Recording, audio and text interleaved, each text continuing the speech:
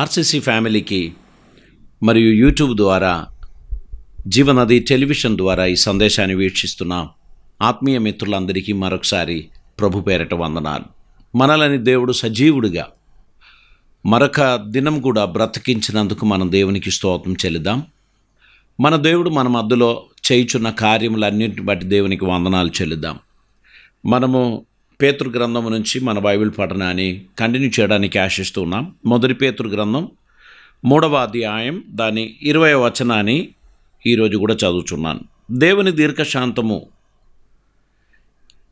ఇంకా కనిపెట్టుచుండినప్పుడు పూర్వము నోవాహు దినములలో ఓడ సిద్ధపరచుచూ ఉండగా అవిధేయులైన వారి యొద్దకు అనగా చెరలో ఉన్న ఆత్మల యొద్దకు ఆయన ఆత్మరూపిగానే వెళ్ళి వారికి ప్రకటించెను. ఆ ఓడలో కొందరు అనగా 8 మంది నీటి ద్వారా రక్షణ పొందిరి. ఇక్కడ మనము పరిశుద్ధ వాక్యంలో చదవబడినటువంటి మాటల్లో నోవాహు దినములలో అని మనం చూస్తున్నాం. పరిశుద్ధ గ్రంథం ప్రారంభించినప్పుడు ఆదము గురించి, తర్వాత అలాగా వంశపారంపర్యంలో అనేక పేర్లు మనకు కనబడుచున్నాయి. కానీ ప్రత్యేకంగా గుర్తింపు పొందినటువంటి ఒక వ్యక్తిగా నోవాహును మనం గమనిస్తున్నాం. అక్కడ అంటున్నారు నోవాహు దినములలో. మనం జీవించుచున్న ఈ జీవితంలో మన కాలంలో అని ఎవరైనా చెప్పారనుకోండి, అదొక అద్భుతమైన అడ్రస్సింగే. హిస్టరీలో అదొక గొప్ప గుర్తింపే. అప్పుడు వరద వచ్చినప్పుడు, లేక భూకంపం వచ్చినప్పుడు, ఆ పెద్ద కరువు వచ్చినప్పుడు అని చెప్తూ ఉంటారు. కానీ మన పేరు చెప్పి ఫలానా వ్యక్తి దినములలో అని అన్నారనుకోండి, అదొక అద్భుతమైన గుర్తింపు. నోవాహు దినములలో అని మనం చూస్తున్నాం. అంతకు మునుపు ఎవరి గురించి కూడా ఆ మాట చెప్పలేదు. నోవాహు అనే వ్యక్తిని జస్ట్ మీకు జనరల్గా ఇంట్రడ్యూస్ చేస్తూ కొన్ని రెఫరెన్స్లు మనం త్వరగా చూస్తూ ఈరోజు ధ్యాన అంశంలోనికి మనం రావాలని నేను ఆశిస్తున్నాను. ఆదికాండం 5వ అధ్యాయం 29వ వచనంలో నోవాహు జన్మించినటువంటి కాలంలో ఆయన తల్లిదండ్రులు ఒక చక్కని పేరు అతనికి పెట్టారు. ఆ పెట్టడానికి ఉన్న కారణం అక్కడ తెలియపరచుచున్నారు. భూమిని యెహోవా శపించినందువలన కలిగిన మన చేతుల కష్టము విషయములోను, మన పని విషయములోను ఇతడు మనకు నెమ్మది కలుగచేయునని అనుకొని అతనికి నోవాహు అని పేరు పెట్టాను. స్కైలాబ్ పడిపోయినప్పుడు కొందరు జన్మిస్తే ఆ పేరుతోనే వారిని గుర్తించారు. అది పడిపోయిన సమయంలో పుట్టారు. ఇప్పుడు కొంతమందికి ఈ కరోనాతో కలిపి పేర్లు పెడుతున్నారు. ఎందుకంటే ఈ మహామారిని మర్చిపోలేకపోతున్నారు. నోవాహు గురించి చెప్పుచున్నప్పుడు అతడు మనకు నెమ్మదిని కలుగజేయును, ఇతడు జన్మించినందుకు మనకు భూమి మీద నెమ్మది ఉండును అని ఆశించి నోవాహు అని ఒక పేరు పెట్టారు. ఈరోజు ఎవరికైనా పేరు పెడితే గూగుల్లో సెర్చ్ చేస్తారు. ఆల్ఫబెట్స్ని బట్టి పేరెంట్స్ పేర్లతో కలిపి ఒక మోస్ట్ మోడర్న్ పేరు పాపకు పెట్టాలని ఆశిస్తూ ఉంటారు. కానీ బిబ్లికల్ నేమ్స్కు వాటి అద్భుతమైన అర్థాలు ఉన్నాయి. మనం పిల్లలకు పేరు పెట్టినప్పుడు ఫ్యాన్సీగా ఉండడానికి కాదు, మీనింగ్ఫుల్గా ఉండడానికి మనం ప్రయత్నం చేయాలి. ఇక్కడ సమాధాన పుత్రుడు, నెమ్మది కలిగించు వాడిగా నోవాహు జన్మించాడు. 6వ అధ్యాయం 8వ వచనం మనం చదివితే, అయితే నోవాహు యెహోవా దృష్టి యందు కృప పొందిన వాడాయను. ఆయన దేవుని కనికరమును దేవుని కృపను పొందిన వ్యక్తిగా మారాడు. 7వ అధ్యాయం 1వ వచనంలో, యెహోవా ఈ తరము వారిలో నీవే నా ఎదుట నీతిమంతుడవై ఉండుట చూచితిని గనుక నీవును నీ ఇంటి వారును ఓడలో ప్రవేశించుడి. నేను ఈ స్టోరీ కట్ షార్ట్ చేస్తున్నాను. దేవుడు నోవాహుతో అంటున్నాడు, ఈ తరములో నీపై నాకు కృప కలిగింది. ఈ తరములో మనుషులందరి ఎడల నా ఎదుట నీతిమంతుడవై నిన్ను నేను చూచి తిని గనక నీవు నీ కుటుంబము ఓడలో ప్రవేశించు అని దేవుడు అతనితో చెప్పినట్లు మనం చూస్తున్నాం. దాని 8వ అధ్యాయం 1వ వచనం. దేవుడు నోవాహును అతనితో కూడా ఓడలోనున్న సమస్త జంతువులను సమస్త పశువులను జ్ఞాపకం చేసుకొనెను.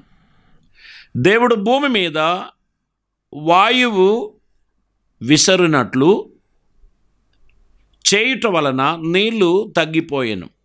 ఇక్కడ దేవుడు నోవాహును బట్టి అతనితో కూడా ఉన్న వారిని, జంతువులను కూడా దేవుడు జ్ఞాపకం చేసుకున్నాడు. నీతిమంతుడైన నోవాహును బట్టి దేవుడు ఆ సమాజమును లేక ఆ కాలంలో జీవించిన జీవరాశులను దేవుడు జ్ఞాపకం చేసుకున్నాడు. 8వ అధ్యాయం 20వ వచనంలో, అప్పుడు నోవాహు యెహోవాకు బలిపీఠం కట్టి పవిత్ర పశువులన్నిటిలోనూ పవిత్ర పక్షులన్నిటిలోనూ కొన్ని తీసుకొని ఆ పీఠం మీద దహన బలి అర్పించెను. నోవాహు భూమి మీద దిగగానే చేసిన మొదటి పని దేవునికి కృతజ్ఞతాస్తుతులు చెల్లించాడు. దేవునికి దహన బలి అర్పించాడు. దేవుడు తన కుటుంబాన్ని కాపాడినందుకు దేవునికి స్తోత్రం చెల్లించాడు. భూమి మీద ఈ 8 మంది తప్ప ఇంకే ఎవరూ లేరు. నోవాహును దేవుడు ప్రత్యేకంగా గుర్తించినట్లు మనం పరిశుద్ధ వాక్యంలో చూస్తున్నాం. 9వ అధ్యాయం 1వ వచనంలో, మరియు దేవుడు నోవాహును అతని కుమారులను ఆశీర్వదించి మీరు ఫలించి అభివృద్ధి పొంది భూమిని నింపుడి.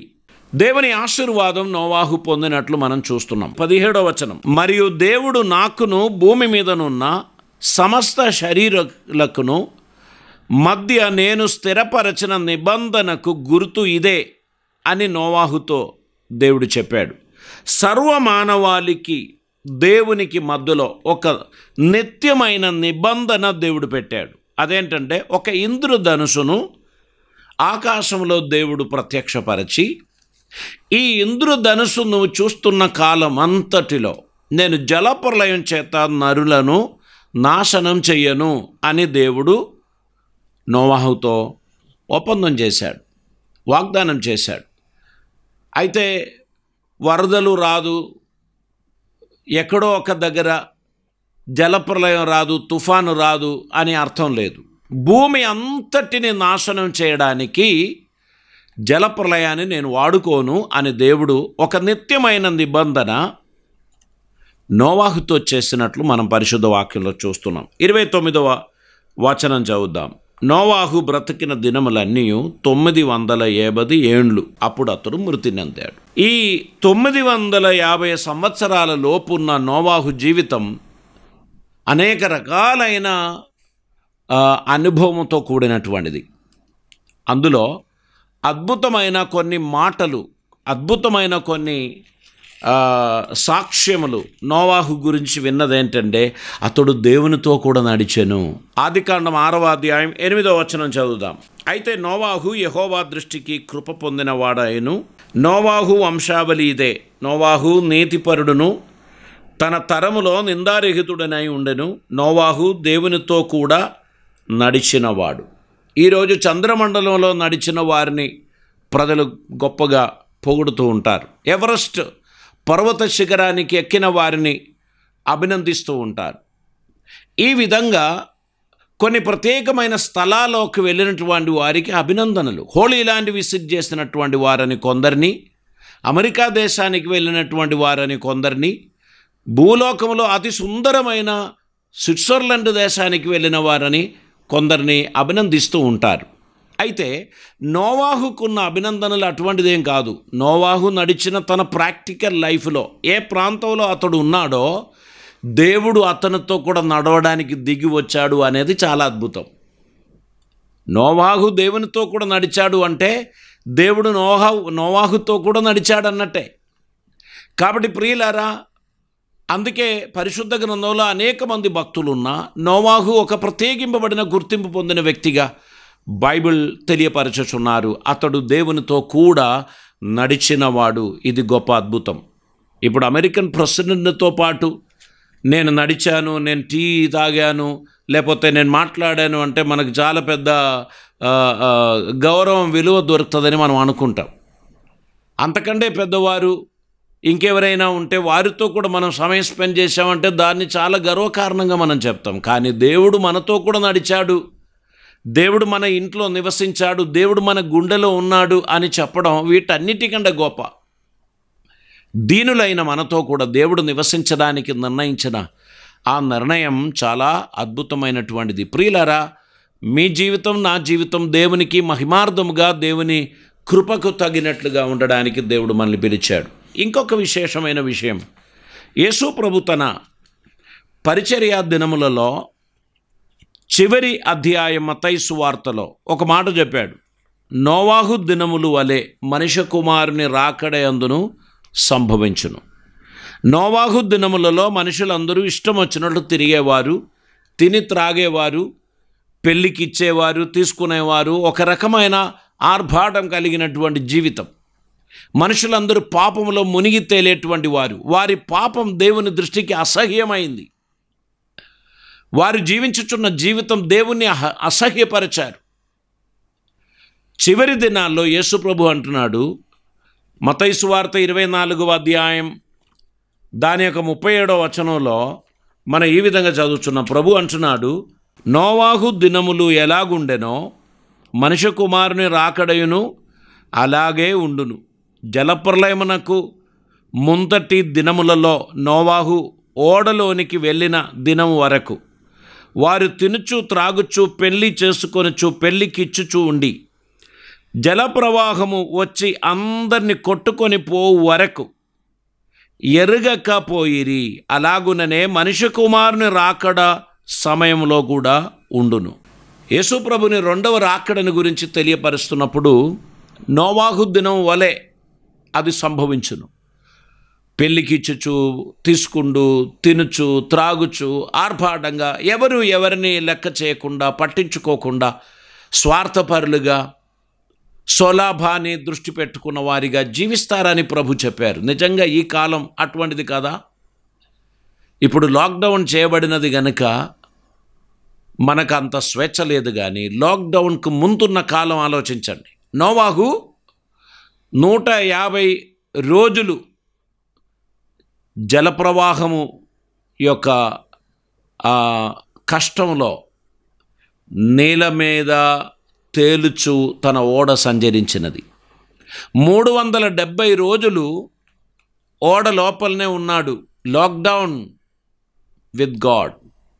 నోవాహుకు, తన పిల్లలకు, తన భార్యకు బాహ్య ప్రపంచంతో సంబంధం లేదు. కిటికీ కూడా తెరవడానికి దేవుడు అనుమతించలే. నీళ్లు దిగిపోయినప్పుడు నోవాహు ఆ ఓడ అరారాతు పర్వతంపై స్థిరపడినప్పుడు కిటికీ తెరిచాడు. అంతకు మునుపు ఆయన ఎప్పుడు తెరవలే. 370 రోజులు నోవాహు తన కుటుంబము లాక్డౌన్ చేయబడ్డారు. ఎవరు తలుపు వేశారు? దేవుడు తలుపు మూసేశారు.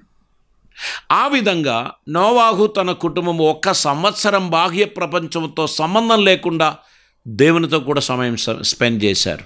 ఈరోజు ఈ లాక్డౌన్ ద్వారా మహమ్మారి మనలని ఆక్రమించుచున్నది అనే భయానికి మనమందరం ఇంట్లలో ఉంటున్నాం. ఈ సమయంలో మనం దేవుని వాక్యం ధ్యానించటం, దేవునికి ప్రార్థించటం, జీవితమును సరిచేసుకోవడం, దైవ చిత్తానుసారంగా నడవడం, ఇవన్నీ మన జీవితంలో అవసరం. ఇదేం కాదు అని చెప్పి స్వేచ్ఛగా తిరిగారనుకోండి, తీసుకుపోయి ఐసోలేషన్లో పెడతారు, క్వారంటైన్ చేస్తారు. ఆ తర్వాత ఘోరమైన ట్రీట్మెంట్, దానికి సరైన ట్రీట్మెంట్ కూడా లేదు, అన్నీ పరీక్షలే. అది నడుస్తుందా, ఇది నడుస్తుందా, ఇది ఫిట్ అవుతుందా, అది ఫిట్ అవుతుందా అని చూస్తారు.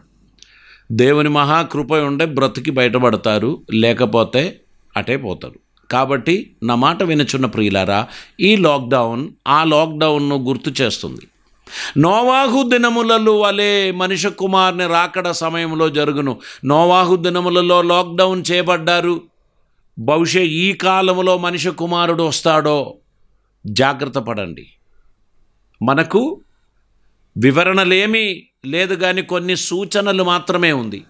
ఈ లాక్డౌన్ ముగించే ముందు మన ప్రాణప్రియుడు మనల్ని చేర్చుకోవడానికి వచ్చాడు అనుకోండి, ఎంత గొప్ప ధన్యత. అలాగైతే మనం ఈ భూమి మీద ఉన్న వారందరికంటే సంతోషం, సంతృప్తియు, ఆనందము కలిగేటువంటి వారం అవుతాం. మనం దేవునితో సమాధాన పడదాం, దేవునితో సంభాషిస్తాం. దైవ చిత్తం నెరవేర్చడానికి మనల్ని ప్రభు సన్నిధానంలో మనం సమర్పించడానికి మనల్ని ప్రభు సన్నిధిలో సమర్పించాలి. ఇక్కడ మత్తయి సువార్తలో కూడా ఈ మాట మీరు చూడండి. నోవాహు దినములు ఎలాగుండెనో. నోవాహు దినములు, మన పేరు చెప్పి మన దినములలో అని దేవుడు లేక మనుషులు మన గురించి చెప్పగలిగితే అదొక అద్భుతమైన సాక్ష్యం అండి. ఈ లోకంలో స్వార్థపరులుగా జీవించకుండా ఉన్న వాటితో 10 మందిని సహాయం చేస్తూ ప్రోత్సహిస్తూ మనం ముందుకు నడవడానికి దేవుడు మన గురించి ఆశించుచున్నారు. మనం చేసే కార్యాలు చూస్తే మనుషులు నమ్మలేకపోతున్నారు. ఇలా ఎవరు చేస్తారో అని అంటారు. ఎవరైనా చేయొచ్చు, మనసు ఉంటే ఎవరైనా చేయొచ్చు. ఈరోజు మనము చాలామందికి ఆదరణగా ఉండడానికి దేవుడు మనల్ని పిలిచాడు. చాలామందిని ఓదార్చడానికి, సేద తీర్చడానికి దేవుడు మనల్ని పిలిచాడు. మన సంఘము అందు నిమిత్తమై దేవుని అందు సంతోషించాలి. నిస్సహాయులైన వారు దేవుని కృప పొందడానికి మనమందరము వారిని ప్రార్థనలో జ్ఞాపకం చేయాలి. మన రాష్ట్రం కొరకు, మన దేశం కొరకు, మన పట్టణం కొరకు, మన సమాజం కొరకు అన్ని వర్గపు వారిని దేవుడు కరుణించి బ్రతికించి ఈ సమస్య నుండి బయటికి తీసుకురావాలని మనం అందరం కలిసి ప్రార్థన చేద్దాం. మన దేవుడు అద్భుతకరుడై ఉన్నాడు. దేవునికి స్తోత్రం. ప్రియులారా, ఆయన ఆశ్చర్యమైన కార్యములు మన కోసం చేయువాడై ఉన్నాడు. నోవాహు గురించి ఆయన దేవునితో కూడా నడిచి మంచి సాక్ష్యం పొందాడు. రెండో విషయం ఏంటంటే హీ వాస్ ఒబీడియంట్. ఆయన విధేయత గలవాడు. క్రిటికల్ సిచ్యువేషన్లో, డిఫికల్టీ ఉన్నటువంటి సిచ్యువేషన్లో ప్రశ్నించకుండా దేవుని మాటకు విధేయత చూపించిన వాడు నోవాహు. మనకు ఈ కాలంలో రీజన్ అవసరం. ఎందుకు, ఎప్పుడు, ఎలాగా, ఈ విషయాలన్నీ మనం అడుగుతాం. What is the purpose of this decision? ఎందుకు ఈ డిసిషన్ తీసుకున్నారు మనం ఇట్లా అడుగుతాం. కానీ నోవాహు అడగలేదు. నోవాహు ఆ క్లిష్ట పరిస్థితుల్లో కూడా దేవుని మాటకు గౌరవం ఇచ్చిన వాడిగా నడిచాడు అని మనం చూస్తున్నాం. 11వ వచనం, భూలోకము బలాత్కారముతో నిండి ఉండెను. దేవుడు భూలోకమును చూచినప్పుడు అది చెడిపోయి ఉండెను. భూమి మీద సమస్త శరీరులు తమ మార్గమును చెరిపివేసుకొని ఉండిరి. దేవుడు నోవాహుతో సమస్త శరీరుల మూలముగా భూమి బలాత్కారముతో నిండి ఉన్నది గనుక నా సన్నిధిని వారి అంతము వచ్చి ఉన్నది. ఇదిగో వారిని భూమితో కూడా నాశనం చేయుదును. ఇది దేవుడు చెప్పిన మాట. ప్రజల బలాత్కారం, ప్రజల పాపం, ప్రజల దౌర్జన్యం ఇది పెరిగిపోయినప్పుడు దేవుడు చెప్పాడు, నా దృష్టికి భూమి బలాత్కారముతో నిండి ఉన్నది గనుక నా సన్నిధి వారి అంతము వచ్చి ఉన్నది. నా సన్నిధిని వారి అంతం వచ్చి ఉన్నది. ఇదిగో వారిని భూమితో కూడా నేను నాశనం చేస్తానని ప్రభు చెప్పాడు. అందుకే ఆయనతో చెప్పాడు, నువ్వు ఓ పని చేయి, నీవు నివసించడానికి నీ కొరకు ఒక ఓడను చేసుకొను. అది 14వ వచనంలో ఉంది. చీతిసారకపు మ్రానుతో నీ కొరకు ఓడను చేసుకొనుము. అరలు పెట్టి ఆ ఓడను చేసి లోపటను వెలుపలను దానికి కీలు పూయవలను. ఇక్కడ సారకపు మ్రాను అనేది గోఫర్ అనేటువంటి ఒక వృక్షం. దాని యొక్క చెక్కలతో ఓడ తయారు చేసి లోపల బయట కీలు పూయాలి. అంటే ఎవరు కూడా దాన్ని తెరవడానికి ప్రయత్నం చేయకూడదు, నీళ్లు లోపలికి రాకూడదు. ఇది నీ కోసము, నీ కుటుంబం కోసం నేను ఏర్పాటు చేస్తున్న ఒక రక్షణ మార్గం. నువ్వు అందులోనే ఉండాలి, బయటికి రాకూడదు. ఆ శ్రమ తీరేంత వరకు నోవాహు కుటుంబం ఓడ లోపలనే ఉన్నారు. వారికి కావలసిన భోజనం, వారికి కావలసిన అన్ని సదుపాయాలు దేవుడు చేశారు. వాటన్నిటికీ దేవుడు కృప చూపాడు. ప్రియులారా, మన జీవితంలో దేవుడు తెలియపరచు మాటకు విధేయత చూపిస్తాయి. ఖచ్చితంగా దానికి ఆశీర్వాదం ఉంది. 6వ అధ్యాయం 14వ వచనంలో, చితిసారకపు మ్రానుతో నీ కొరకు ఓడను చేసుకొనుము, అరలు పెట్టే ఆ ఓడను చేసి లోపట వెలుపట దానికి కీలు పూయవలను. ఇది నోవాహు లోబడ్డాడు. అప్పుడు వరకు భూమి మీద ఒక్కరోజు కూడా వర్షం పడలే. ఎందుకు ప్రభువా, అసలు దోణి ఎందుకు, ఓడ ఎందుకు అని అడగాలే. కానీ నోవాహు అడగలేదు. అది తయారు చేశాడు. చాలా కష్టమైంది. దేవుడు అతని తన కుటుంబాన్ని అందులో ప్రవేశపెట్టాడు. 22వ వచనం, నోవాహు అట్లు చేసెను. దేవుడు అతనికి ఆజ్ఞాపించిన ప్రకారం యావత్తూ చేశాను. ఎక్కడ ప్రశ్నించకుండా, అది మూర్ఖత్వమో బుద్ధిహీనతో వెరితనమో, దేవుడు చెప్పాడు నేను చేస్తున్నా, ఆయన చేశాడు. చాలామంది ఎగతాళి చేశాడు. వర్షం పడుతుందంట, ప్రళయం వస్తుందంట, దేవుడు కోపిస్తాడంట. ఈ ముసలాయనకు ఏదో పిచ్చి పట్టినట్టుంది. కొంచెం నూనె తలకు రాసి కాస్త చన్నీళ్ళలో స్నానం చేస్తే మంచిగా అవుతారేమో అని వారు ఎగతాళి చేశారు. నోవాహు ఏం పట్టించుకోలేదు, చెప్పినవన్నీ చేశాడు. కూలి వాళ్ళు పైసలు ఎక్కువ అడిగినా అన్నీ ఇచ్చుకున్నాడు. కూలి వాళ్ళు అడిగినవన్నీ ఇచ్చుకుంటూ దాని పని పూర్తి చేశాడు. దేవుడు చెప్పినట్టు సమస్తం చేశాడు అని మనం చూస్తున్నాం. 7వ అధ్యాయం దాని 5వ వచనంలో, తనకు యెహోవా ఆజ్ఞాపించిన ప్రకారం నోవాహు యావత్తు చేశాడు. ఏ ఒక్కటి కూడా తక్కువ చేయకుండా అన్నీ చేశాడు. That was obedience. మన జీవితంలో ఏదైనా ఒక కార్యం మన తల్లిదండ్రులు కావచ్చు, పాస్టర్ గారు కావచ్చు, పెద్దలు కావచ్చు చెప్తే మనకన్ని లాజిక్, మనకన్ని రీజన్స్ కావాలి. ఎందుకండి, దాని ద్వారా మనకొచ్చే లాభం ఏంటి, మనకొచ్చే ప్రయోజనం ఏంటి, దాని ద్వారా ఏంటిది ఉద్దేశం, ఇవన్నీ మనకు కావాలి. కానీ నోవాహు దేవునితో నీ ఉద్దేశం ఏంటి అని అడగలే. చెప్పినవన్నీ చేసుకుంటూ పోయాడు. He was obedient to God. 3వ విషయం ఏంటంటే, హెబ్రీయులకు రాసిన పత్రిక 11వ అధ్యాయం 7వ వచనంలో, విశ్వాసమును బట్టి నోవాహు అది వరకు చూడని సంగతులను గూర్చి దేవుని చేత హెచ్చరింపబడి భయభక్తులు గలవాడై తన ఇంటి వారి రక్షణ కొరకు ఒక ఓడను సిద్ధము చేశాను. అందువలన అతడు లోకము మీద నేరస్థాపన చేసి విశ్వాసమును బట్టి కలుగు నీతికి వారసుడాయను. లోకానికి తీర్పు తీర్చాడు, దేవుని నీతికి వారసుడయ్యాడు. అతడు అప్పుడు వరకు చూడని దానిని గురించి హెచ్చరిక పొందినప్పుడు ప్రశ్నించకుండా విధేయత చూపించాడు అని అక్కడ చాలా స్పష్టంగా చెప్పుచున్నారు. ఆయన విశ్వాసమును బట్టి భయభక్తితో పనిచేశాడు, చెప్పినవన్నీ చేశాడు అని మనం చూస్తున్నాం. 4వదిగా ఆయన లోకానికి తీర్పు తీర్చాడు. 2వ పేతురు గ్రంథం 2వ అధ్యాయం దాని యొక్క 5వ వచనాన్ని మనం చదువుదామండి. 2వ పేతురు గ్రంథం 2వ అధ్యాయం 5వ వచనం, మరియు ఆయన పూర్వకాలమందున్న లోకమును విడిచిపెట్టక భక్తిహీనుల సమూహం మీదికి జలప్రలయమును రప్పించినప్పుడు నీతిని ప్రకటించిన నోవాహును మరి 7 కాపాడను. ఇక్కడ దేవుని వాక్యంలో మనం చూస్తున్నాం, నోవాహుతో పాటు 7 కాపాడాడు అని మాత్రమే కాదు, లోకమంతటికి తీర్పు తీర్చిన వాడాయాడు. ప్రియులారా, ఈరోజు మనం ప్రకటిస్తున్న సువార్త కొంతమందికి వెరితనమే. కొంతమంది దాన్ని చూచి ఎగతాళి చేస్తాడు, కొంతమంది ఇవన్నీ ఒట్టిదే అంటారు.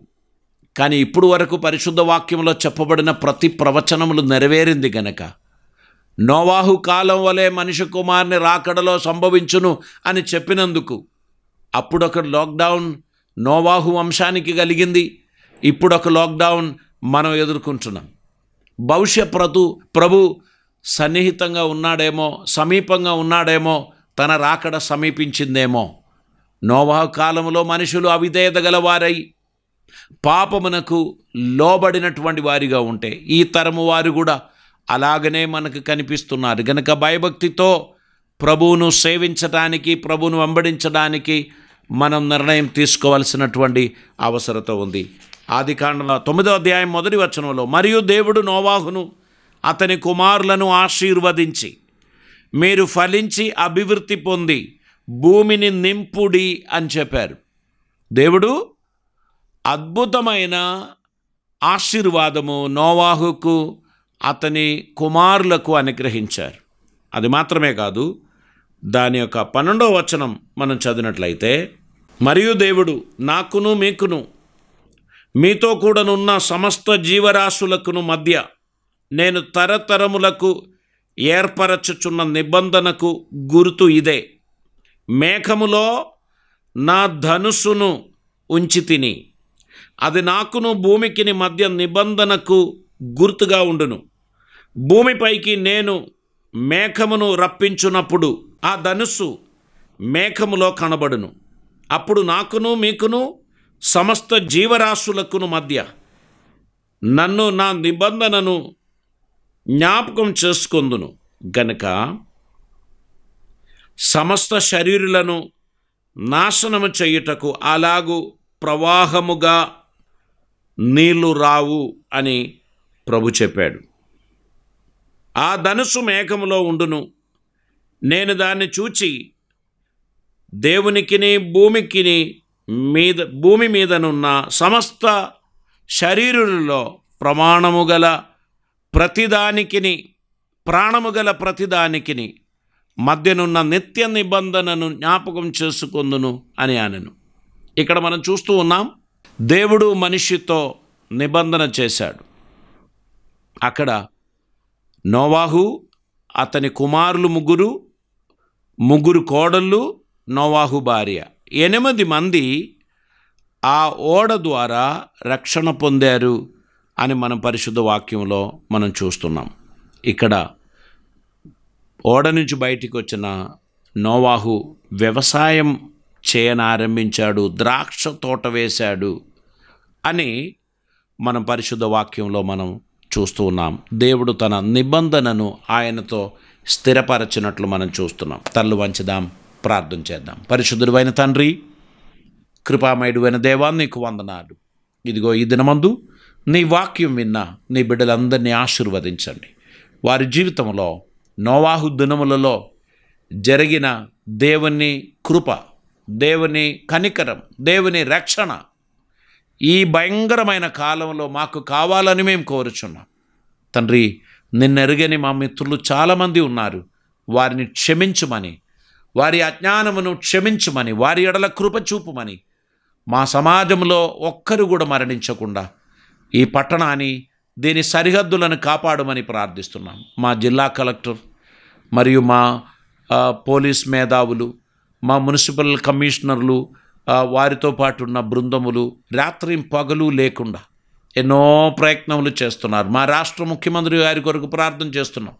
ఎంతో జాగ్రత్త కలిగి ఈ రాష్ట్రమును కాపాడడానికి తన మంత్రివర్గంతో పాటు ప్రయాసపడుతున్నారు. తండ్రి, నీ సహాయం, మీ దీవెనలు వారికి అనుగ్రహించమని ప్రార్థిస్తున్నాం. తెలంగాణ రాష్ట్రమును, ఆంధ్రప్రదేశ్ను కరుణించమని ప్రార్థిస్తున్నాం. కోవిడ్-19 అణిగిపోవాలి ప్రభువా. ప్రపంచ శాస్త్రవేత్తలకు సరైనటువంటి యాంటీడోట్ ఇంజెక్షన్ త్వరగా వారు కనిపెట్టినట్లు సహాయం చేయమని, ఈ మహమ్మారి మరణాన్ని ప్రభువా ఇంకా వ్యాపించకుండా దీన్ని అణిచివేసినట్లు మీ ప్రజలకు జ్ఞానం ఇమ్మని ప్రార్థిస్తున్నాం. ఈ వాక్యాన్ని వినిన ప్రతి ఒక్కరిని దీవించండి. మా తోటి సేవకులందరినీ, వారి కుటుంబాలను ఆదరించండి. వారి చిన్న సంఘాలను ఆరాధన లేకుండా 5 వారాలు అయింది ప్రభువా, వారు ఇబ్బందులు పడుతున్నారు. వారికి సహాయం చేయండి ప్రభువా. మా ప్రాంతంలో నివసించుచున్న మా మిత్రులందరినీ ఆశీర్వదించండి. ఏ కుటుంబంలో కూడా రోదనం రాకూడదు ప్రభువా. నీ యొక్క ఆనందం, నీ యొక్క సమాధానం ప్రతి కుటుంబానికి దయచేయమని ప్రార్థిస్తున్నాం. దీవెనలతో నింపమని, అద్భుతములు జరిగించమని, మీ సహాయహస్తం చాపమని, ఆదరణ అనుగ్రహించమని తండ్రి, నీ కృప ధారాళమైన దీవెనలు మాకు దయచేసి మమ్మల్ని నడిపించి మహిమ పొందమని, కృపలతో నింపమని, ఈ యొక్క టెలికాస్ట్ కొరకు సహాయపడుచున్న సహోదరుని ఆశీర్వదించమని తండ్రి, మా యవన బిడ్డలు నీ కృప ద్వారా ఆశీర్వదింపబడినట్లు సహాయం చేయమని, అద్భుతమైన కార్యములు అందరికీ దయచేయమని యేసయ్య పరిశుద్ధ నామమున అడిగి ప్రార్థిస్తూ ఉంటున్నాం పరమ తండ్రి, ఆమేన్. ఈ సందేశం మీకు ప్రయోజనకరమైందని నేను నమ్ముచున్నాను. మీ విలువైన సలహాలు, మీ ప్రార్థన అవసరతలు మాకు చెప్పండి, రాయండి. మా చిరునామా జీవనది, revival Christian centre, NIT post, Warangal 4, Telangana state. మీరు స్క్రీన్లో మా ఫోన్ నంబర్స్, మా ఈమెయిల్ ID, మా బ్యాంకింగ్ డీటెయిల్స్ అన్నీ కనిపిస్తుంది. ఏది ఉత్తమము, ఏది చేయాలని ప్రభు మిమ్మల్ని ప్రేరేపించారు అది మీరు చేయండి. మీకెవరికైనా ప్రార్థన అవసరతలు ఉన్నట్లయితే మాకు తెలియపరచండి. మీ అందరినీ దేవుడు ధారాళంగా ఆశీర్వదించాలని ప్రార్థనాపూర్వకంగా ఉండండి. దేవునికి ఎక్కువ ఇంపార్టెన్స్ ఇవ్వండి. కుటుంబానికి 2వ స్థానం ఇవ్వండి. మీరు దేవుని కార్యంలో ఆసక్తిపరులుగా ఉండి మీ కుటుంబాన్ని పట్టించుకొని మీరు మీ సొంత రక్షణను సొంతం చేసుకోనమని ప్రార్థిస్తున్నాను. ప్రతి ఒక్కరిని దేవుడు దీవించిన గాక, ధారాళమైన కృప ప్రభు మీ అందరికీ కలుగజేయను గాక. God bless you.